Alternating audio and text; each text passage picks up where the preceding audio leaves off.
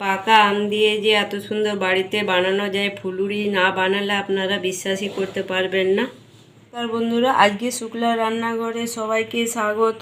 আজ আর একটা নতুন রেসিপি নিয়ে চলে এসেছি। আজকের রেসিপি হলো পাকা আমের ফুলুরি।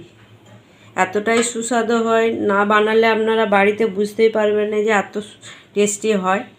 বানানোটাও খুবই সোজা। আমি কিভাবে বানাচ্ছি প্রথম থেকে শেষ পর্যন্ত পুরো ভিডিওটা দেখতে থাকুন, আশা করি ভালো লাগবে।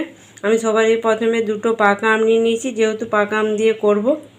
পাকা আমগুলো এবার সরিয়ে রেখে দিচ্ছি। এখানে আমি ডাবু মেপে নিয়ে নিচ্ছি। এখানে নিয়ে নিচ্ছি ময়দা। আমি যতটা পরিমাণে বানাবেন সেই মতো নেবেন। আমি এখানে 2 ডাবু নিয়ে নিচ্ছি ময়দা, আর 2 ডাবু দিয়ে দিচ্ছি চাল গুঁড়ো। আপনারা চাইলে চায়ের কাপও মেপে নিতে পারেন, তবে আমি ডাবু দিয়ে মেপে নিচ্ছি। আর 2 ডাবু দিয়ে দিচ্ছি সুজি।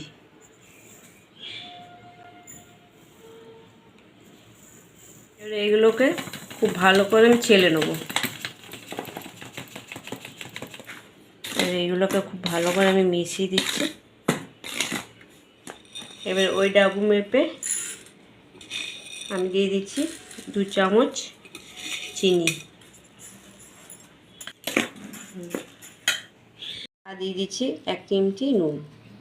সব ভালো করে আমি মিশিয়ে এটাকে রেখে দিচ্ছি। এবার আমটাকে আমি কেটে আমের শাঁসটাকে আমি বের করে নেব।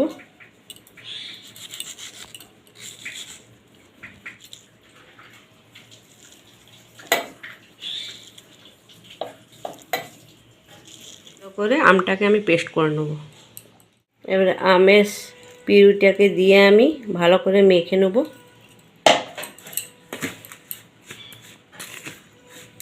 ভালোভাবে মাখা হয়ে গেছে। এইভাবে আমি 15 থেকে 20 মিনিটের মতো রেখে দেবো, তাহলে সুজিটা খুব ভালোভাবে ফুলে যাবে। আমার খুব ভালো করে মাখা হয়ে গেছে। এই ঘনত্বটা এইভাবে আছে, তবে যেহেতু সুজি আছে আর একটু টেনে যাবে।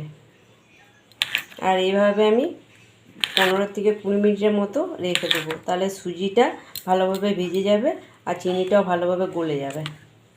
থেকে 20 মিনিট আমার রাখা হয়ে গেল। এই সুজিটাও ফুলে গেছে, চিনিটাও গলে গেছে।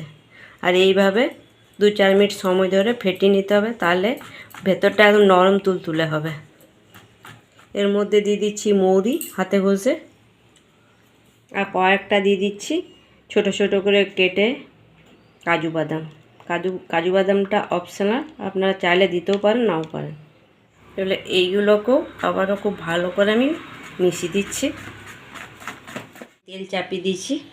তেলটা খুব ভালোভাবে গরম হয়ে গেছে। এবার একে একে বড়াগুলো দিয়ে দিচ্ছি।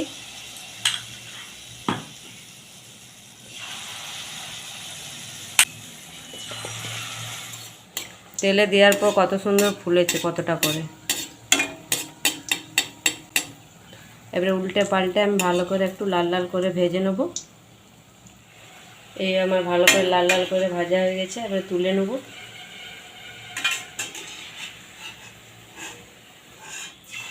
আমি আবারও এইগুলোকে ওইভাবেই ভেজে নেব সব।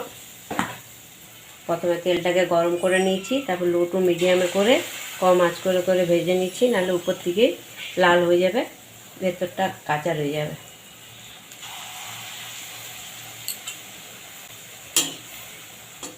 এবার তুলে নিচ্ছি, আর কত সুন্দর হয়েছে, একদম বলের মতো গোল গোল। আর বাকিগুলো সব এইভাবে ভেজে নেব। আমার সমস্ত বড়াগুলো ভাজা হয়ে গেছে, আর তেলটাও খুব বেশি টানে নেই। খুব যে তেল টানছে সেটাও নয়, আর অতগুলো হয়েছে অনেকটাই। একটা ভেঙে দেখাচ্ছি, ভেতরটা কত সুন্দর হয়েছে, একদম জালি জালি পুরো।